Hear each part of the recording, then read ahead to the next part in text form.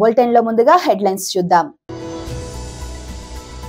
YSRCP employees and pensioners wing state president Nallamayya Chandrasekhar Reddy press meet నిర్వహించారు. తెలంగాణ కిసాన్ మోర్చా సమావేశంలో BJP రాష్ట్ర అధ్యక్షులు శ్రీ ఎన్ రామచంద్రరావు మాట్లాడారు. చరిత్ర సృష్టించిన విరాట్ కోహ్లీ.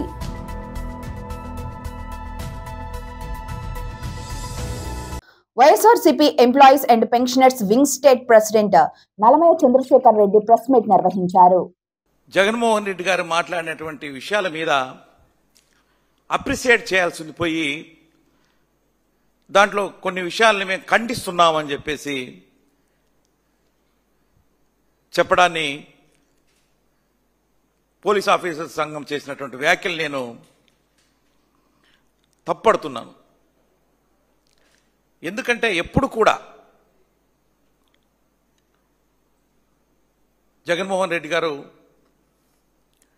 ముఖ్యమంత్రిగా ఉన్నప్పుడు కానీ లేక ఇప్పుడు కూడా మరి ప్రభుత్వంలో లేనప్పుడు కానీ ఏ రోజు కూడా ఏ ఉద్యోగిని తక్కువ చేసి మాట్లాడలేదు.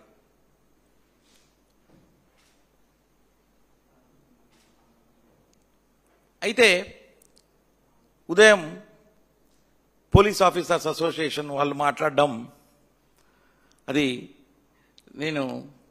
వాళ్ళు పొరపడ్డారో లేకపోతే ఏమో మరి ఎందుకు అట్లా మాట్లాడారో అర్థం కాని పరిస్థితి.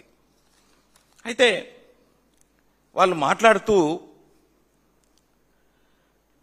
పోలీసుల్ని విఆర్లో పెట్టడం అనేది అడ్మినిస్ట్రేషన్లో ఒక భాగమే. విఆర్లో పెట్టిన తర్వాత వాళ్ళ సామర్థ్యాలను దృష్టిలో పెట్టుకొని వాళ్ళకి పోస్టింగ్స్ ఇస్తారు.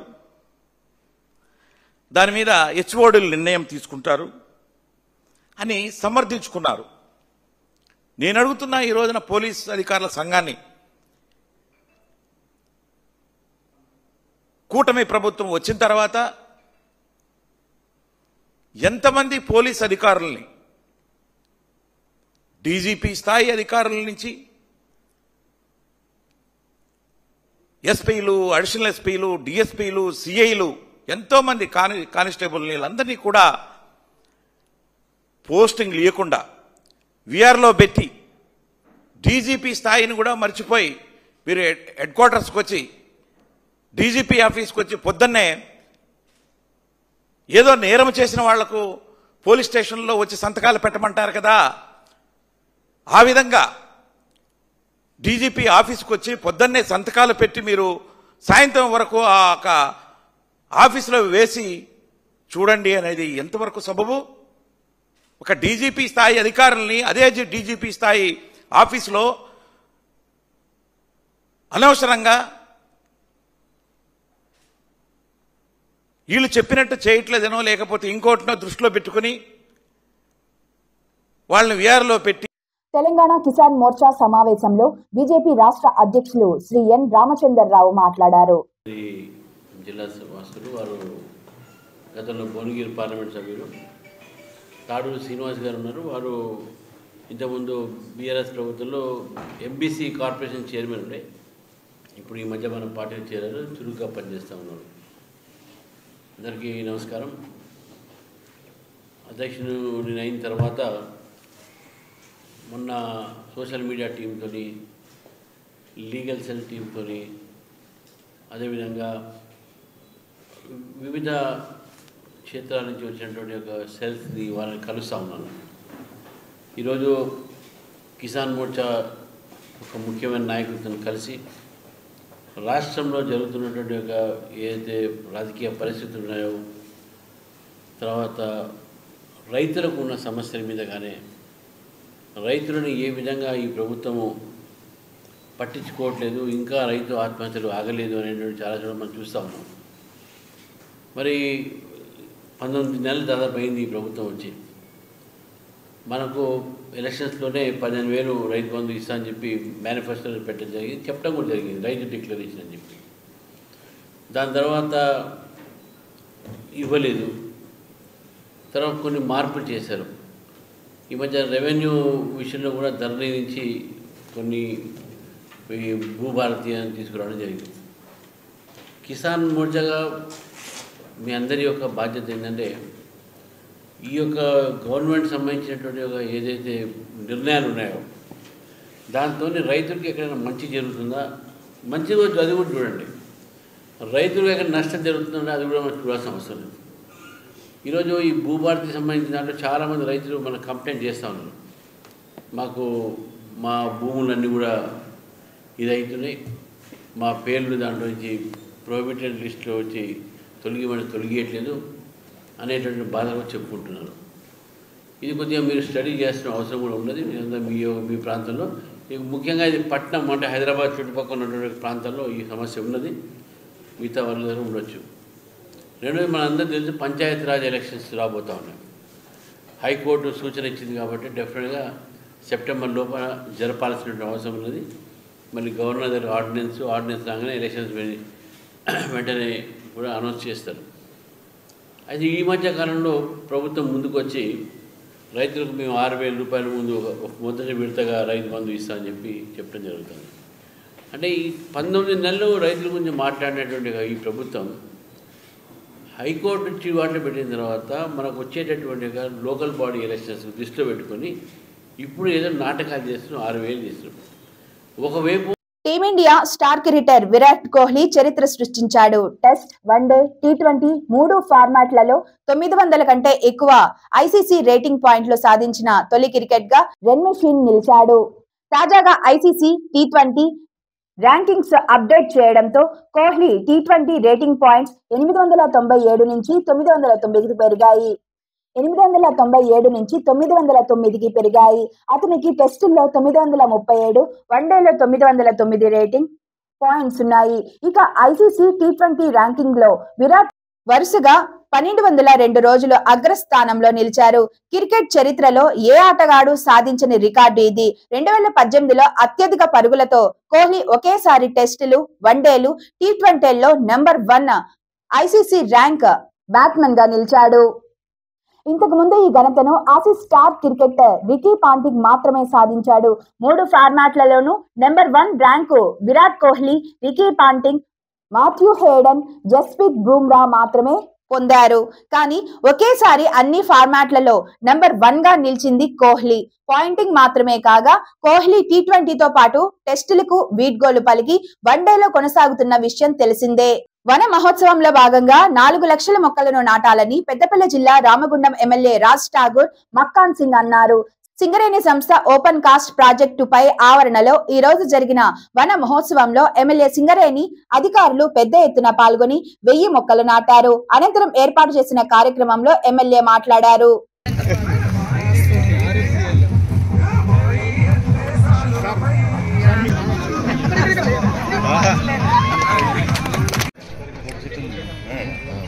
Employees, contract labours, president media, all union leaders, scouts అందరికీ కూడా మరొకసారి స్వాగతం తెలియజేస్తున్నాను. అలా ముందుండాలి. ఇది ఇట్లనే ముందుకు సాగుతుందని మీ యొక్క నాయకత్వంలో ముందుకు సాగుతుంది సార్. ఈ రోజు మీరు ఇక్కడికి వచ్చినందుకు మరొకసారి కృతజ్ఞతలు తెలుపుకుంటూ మన సీఎం గారి బలరాం సార్ గారి ఆదేశానుసారం మనం 4 లక్షల మొక్కలు నాటి దీన్ని కూడా క్లోజ్ చేసే వరకు తప్పకుండా ఇక్కడ ఒక మినీ అడిగి చేయాలని చెప్పి పర్యావరణ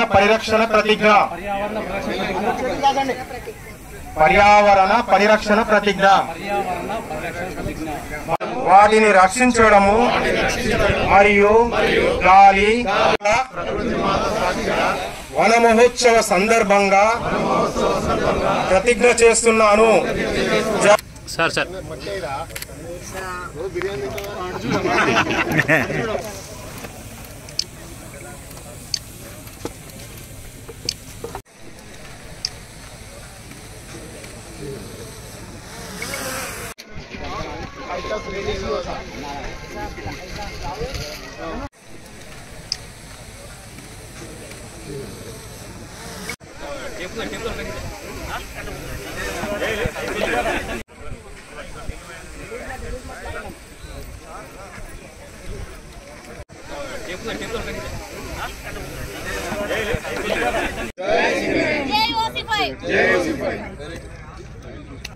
ఇవాళ సింగరేణి నగరం గత 60-70 సంవత్సరాల ముందు ప్రారంభమై అనేక దేశానికి వెలుగునివ్వడానికి అనేక మంది కార్మిక బంధువులు ప్రాణాలు త్యాగం చేసి ఈరోజు మన నగరం మాత్రం బొందలగడ్డ అవుతా ఉంటే బాధ. ఆ ప్రాంతంలో అందరం కలిసి పచ్చదనాన్ని మనము ప్రోత్సహించాలి, ప్రతి ఒక్కరు బాధ్యతగా చేయాలని చెప్పినప్పుడు రామగుండానికి నేను మొదటిగా ప్రారంభిస్తానని చెప్పి చేద్దాం, ప్రతి ఒక్కరి ద్వారా చెట్లు నాటించే కార్యక్రమం చేద్దామని చెప్పి లలిత్ గారితో చెప్పినప్పుడు వెంటనే ఒక బ్రహ్మాండమైన కార్యక్రమం ఏర్పాటు చేశారు. బొగ్గు అయిపోయేలా కాదు, బొగ్గు ఉండంగానే ఇది పచ్చగా చేద్దాం, ఖచ్చితంగా టూరిజం ప్లేస్ గా ఇప్పుడు వస్తుంటేనే కార్లో చెప్పిన ఇవాళ సింగరేణి కాలనీలో ఉన్న ప్రతి ఒక్క కార్మికుడు మా ఊరికి రండి అని ఆహ్వానించే తీరులో ఈ నగరాన్ని అభివృద్ధి చేసే ప్రయత్నం చేస్తా ఉన్నాం. అంటే ఎట్లా పండుగ కన్నుల పండుగ కనబడుతున్నది. మొక్కలను పెంచడం మొక్కుబడి కాదు. ఆదోని మండలం పరిధిలో పెద్ద తుంబలం గ్రామం నందు ప్రాథమిక వ్యవసాయ సహకార పరమతి సంఘ మండలి చైర్మన్ గా పదవికి ముచ్చటగా 3వసారి ఏకగ్రీవంగా ఎన్నికైన అన్వర్ బాషాకు అభినందనలు తెలిపిన గ్రామ ప్రజలు. అనంతరం ఏర్పాటు చేసిన మీడియా సమావేశంలో ఉమాపతి నాయుడు మాట్లాడుతూ రాష్ట్ర ముఖ్యమంత్రి వర్యులు నారా చంద్రబాబు నాయుడు వారి ఆదేశాల మేరకు ఆదోని నియోజకవర్గంలో పెద్ద హరివనము, మదిరే, పెద్ద తుంబలం గ్రామాలలో సొసైటీ చైర్మన్లుగా, డైరెక్టర్లుగా ఈ రోజు మాజీ ఎమ్మెల్యే మీనాక్షి నాయుడు ఆదేశాలతో 3 చైర్మన్లుగా 6 మంది డైరెక్టర్లుగా ప్రమాణ స్వీకారం చేయడం అనేది. ఈరోజు ఆదోని నియోజకవర్గంలో తెలుగుదేశం పార్టీ ఇన్ఛార్జి గారు మాజీ ఎమ్మెల్యే మీనాక్షి నాయుడు గారి ఆదేశాల మేరకు దాదాపు 3 సొసైటీ చైర్మన్లు మరియు 6 మంది డైరెక్టర్ ప్రమాణ స్వీకారం కార్యక్రమం చేపట్టడం జరిగింది. అన్నగారు కానీ వచ్చేవారు. ఆయన ఈరోజు సీఎం గారు నంద్యాలకు వస్తున్నారు కాబట్టి ఆయనకు స్వాగతం పలకడానికి పోయారు. మీరు స్టార్ట్ చేసి మీరు ప్రోగ్రామ్ అయిపోతండి, లేట్ చేయొద్దండి అని చెప్పేసి అంటే మేము ఈరోజు ప్రోగ్రాం పెట్టుకున్నాం. అందుకు సహకరించిన మీడియా సోదరులకు, అధికారులకు మరియు మా తెలుగుదేశం పార్టీ నాయకులకు, కార్యకర్తలకు ప్రత్యేకంగా ధన్యవాదాలు, కృతజ్ఞతలు తెలియజేస్తున్నాం. మీనాక్షి నాయుడు గారు గత 3 నెలల క్రితం ఈ సొసైటీ గురించి పార్టీ అడిగింటే చైర్మన్లు, కమిటీ మెంబర్లు పంపించామని చెప్పేసి అడిగితే వాటి పంపించడం జరిగింది. మన కూటమి నాయకులైన మా ఎమ్మెల్యే గారు పార్థసారథి గారు, మల్లప్ప గారు, జనసేన ఇన్ఛార్జి మల్లప్ప గారు, మీనాక్షి నాయుడు గారి ఆదేశాల మేరకు ఈ కమిటీ మెంబర్లందరూ పంపించడం జరిగింది. ఇవన్నీ నిన్న లేదు మొన్న వీళ్ళు సొసైటీ చైర్మన్లుగా, డైరెక్టర్లుగా మా ప్రియతమ ముఖ్యమంత్రి నారా చంద్రబాబు నాయుడు గారు మరియు మా జాతీయ ప్రధాన కార్యదర్శి నారా లోకేష్ బాబు గారు వీళ్ళకి పదవులు కేటాయించడం జరిగింది. ప్రత్యేకంగా వీరందరికీ తెలుగుదేశం పార్టీ తరఫున, రాష్ట్ర అధ్యక్షుల వారి తరఫున, ముఖ్యమంత్రి గారి తరఫున ప్రత్యేకంగా ధన్యవాదాలు, కృతజ్ఞతలు తెలియజేస్తున్నాం. మరి వీళ్ళు కానీ సొసైటీ చైర్మన్లు 3 అన్వర్ బాషా గారు, దామోదర్ చౌదరి గారు మరియు శేషిరెడ్డి గారు మరియు డైరెక్టర్లైన శరణప్ప గారు కానీ, బసన్న గాని, మన మదిర మారప్ప గారి భార్య లక్ష్మమ్మ గారు, మన మగ్దుమ్ గారు, గోవిందప్ప గాని, సయ్యద్ బాషా వీరందరికీ మీనాక్షి నాయుడు గారి ఆదేశాల మేరకు నేను వాళ్ళకి తెలియజేయడం ఏమంటే మనకు ప్రభుత్వం బాధ్యత చెప్పింది ప్రజలకు సేవ చేయడానికి. ఇది మనం సేవ చేసుకోవడానికి కాదు, ప్రజలకు సేవ చేయడానికి. ఎందుకంటే సొసైటీ అంటేనే ఇది ప్రజలకు సంబంధించిన సొసైటీ. ప్రజలకు సేవ చేయడానికి మీకు ఒక బాధ్యత చెప్తున్నాం. ఆ బాధ్యతను ప్రజల్లోకి పోయి మీ సొసైటీ నుంచి ఏమేమి వనరులు ఉన్నావో వాటిని ప్రజలకు అందజేసే ఏర్పాటు చేయండి. చేసి మీ గ్రామంలో కానీ మీ తెలంగాణ విశ్వవిద్యాలయంలో నిన్నటి రోజున నిర్వహించిన 2వ స్నాతకోత్సవంలో కామారెడ్డి కర్షక్ బిఎడ్ కళాశాల విద్యార్థులకు వరుసగా 5 విద్యా సంవత్సరాలకు గాను 2017, 2018, 2019, 2020, 2021 బిఎడ్ విభాగంలో టాపర్లుగా నిలిచి బంగారు పతకాలు సాధించడం జరిగింది. రాష్ట్ర చరిత్రలోనే ఏ యూనివర్సిటీలో కూడా 5 సంవత్సరాలు వరుసగా ఒకే కళాశాలకు ఇప్పటి వరకు బంగారు పతకాలు రాలేదని, ఆ ఘనతను సాధించిన ఏకైక కళాశాలగా కర్షక్ బిఎడ్ కళాశాల నిలిచిందని అన్నారు. తెలంగాణ రాష్ట్ర గవర్నర్ జిష్ణుదేవ్ వర్మ బంగారు పథకాలను అందజేయడం జరిగింది.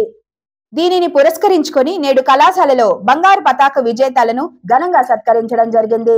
ఈ కార్యక్రమంలో కళాశాల యాజమాన్యం పుండరీక చౌదరి, వీరలయ్య, లక్ష్మయ్య, ప్రతాప్ రెడ్డి, జనార్దన్ రెడ్డి, పెంటయ్య, కళాశాల ప్రిన్సిపల్ డాక్టర్ ఎస్కే రషీద్, అధ్యాపక బృందం కిషన్, డాక్టర్ బాలు, భీమాగౌడ్, మమత, తయ్యబ, బాబురావు, విద్యార్థులు పాల్గొనడం జరిగింది.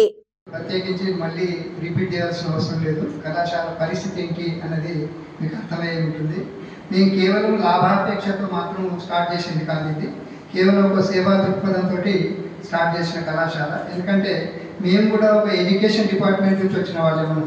ఇందులో మొదట స్థాపించినప్పుడు మా గంగాధర్ సార్ గారు ఉండేది, head of the department physics, government degree కళాశాల. అయితే అతడు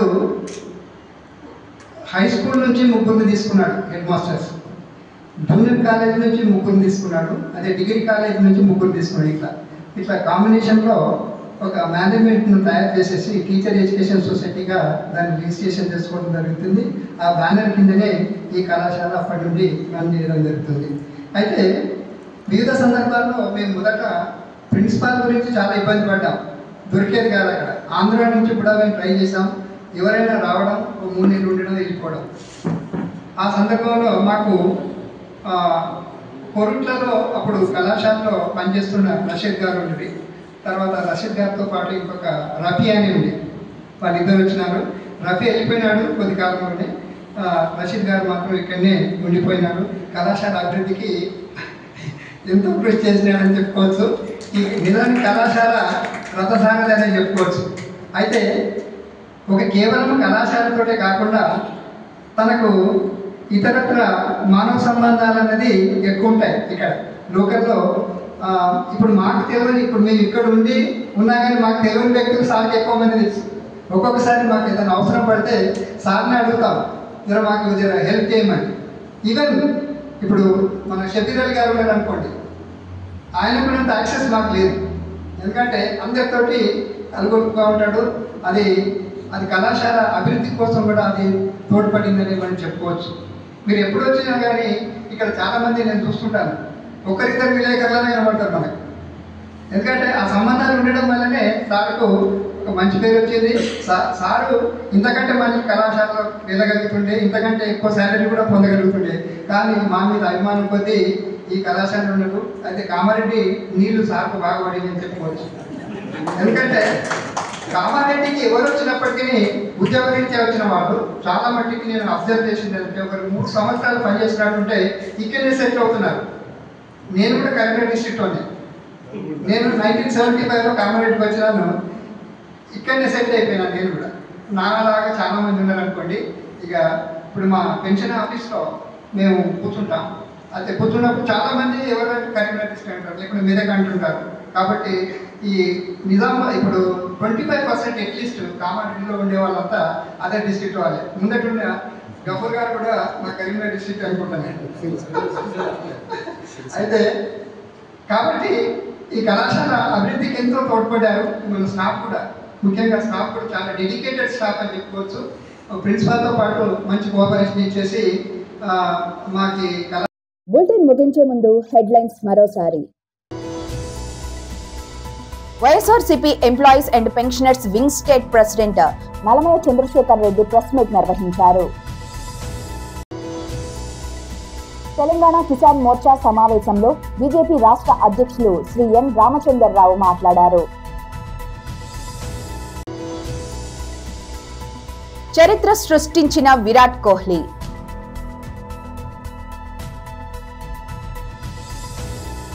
ఇది ఇవాల్టి బులెటిన్. మరో బులెటిన్లో మళ్ళీ కలుసుకుందాం.